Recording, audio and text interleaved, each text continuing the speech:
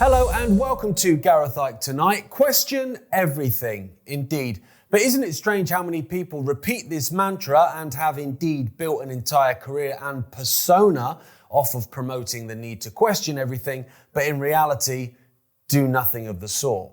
Now, I'm not digging anyone out. We're facing an extremely manipulative enemy that will stop at nothing to invert, confuse, and divide to achieve its unwavering goal of mass compliance. The biggest weapon in its arsenal, it seems, is not its ability to force the population into being its pawns. There's too many of us for that, but rather its historically successful skill of hoodwinking them into doing so. Yes, they do this by setting us against each other, by creating bogeymen for the masses, and by demonizing truth tellers as dangerous, far-right granny killers, terrorist supporters, or, whatever the smear for the day is. But their number one, OG, Old Faithful, first name on the team sheet tactic is telling people what they want to hear. Because if the answer you provide the people in terms of current events, terror attacks, pandemics, assassinations, or whatever is the one they want to be true, then they're far less likely to question that answer. They will often accept, go along with, and even promote that narrative no matter how far from the actual truth that narrative may be. They'll carry water for a version of events without questioning whether that version of events holds water. Question everything at that point becomes question everything that I don't already believe or desire to be true. And that comes back again, as so many of the world's problems do, to tribalism and ego.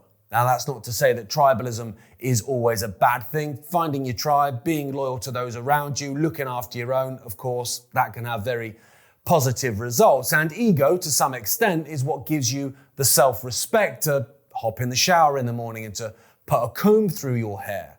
But tribalism and ego, to the detriment of the quest for truth, allows the demons to get away with their ongoing assault on humanity.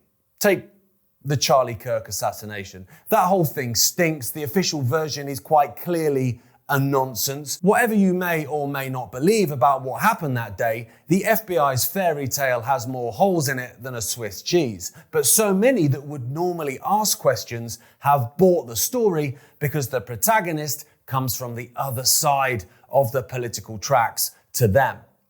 Tyler Robinson is some weird leftist kid with a trans partner, so that's cool. Let's ignore all the inconsistencies. We'll sign this one off as solved. Let's move on.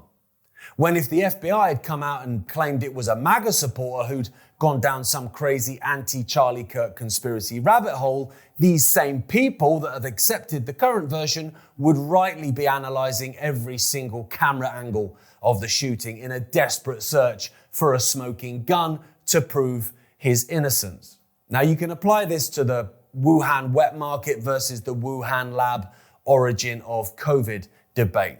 Telling people it was created by the Chinese Communist Party in a biological lab not only satisfied and ring-fenced people's suspicions that, there might be something more to know about COVID, it also kept it alive, along with the justifications for lockdowns, mask mandates, and jabs. And another aspect to the China created it theory is the demonization of China in the public mind. And this week's media stories about Chinese spying in the UK and even China's funding involvement in the murder of Charlie Kirk will do no harm to the goals of those that seek the public's consent for an escalation with the Chinese.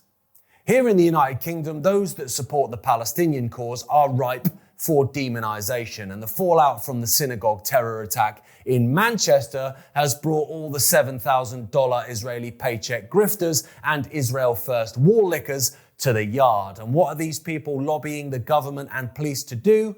Shut down pro-Palestinian protests. So let me get this straight. In the week after the UK government announces it will be introducing a mandatory digital ID for all adults, and just as an aside, they're already attempting to introduce digital ID for children as we speak in the small print of the child welfare bill. So in this week, when people are, starting to put down fault lines and starting to come together to oppose this dystopian attack on our freedoms, protests are planned and announced across the nation. At that time, we have an attack in Manchester that leads to a countless number of mainstream media bobbleheads and even members of parliament to call for the crackdown on protests, and have even led to the police being given extra powers to do just that. And I'm meant to believe that all of this has happened completely organically. There's no nefarious motives or exploitation of events taking place here. Because without the attack, the constant demonization of Palestinian protests and the prescribing of Palestine action as a terrorist organization, without that, the government and the forces that seek to impose digital ID would not have had the public support to suppress protest and resistance. The people would say, hang on a minute, you've announced digital ID, and then just the following week, you're now trying to shut down protest.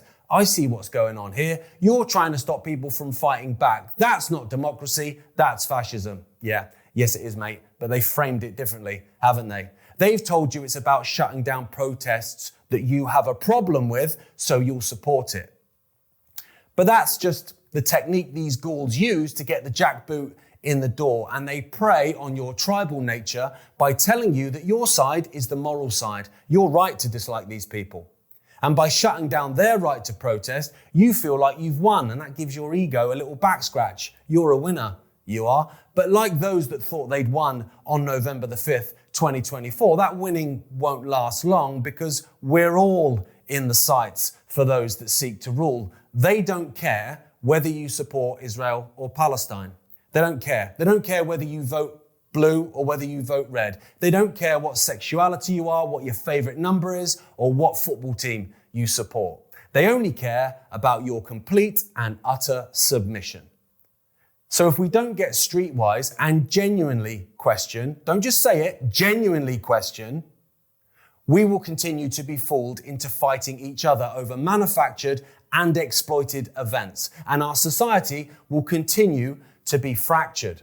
It's time to come together and unite and fight while there is still something worth fighting for.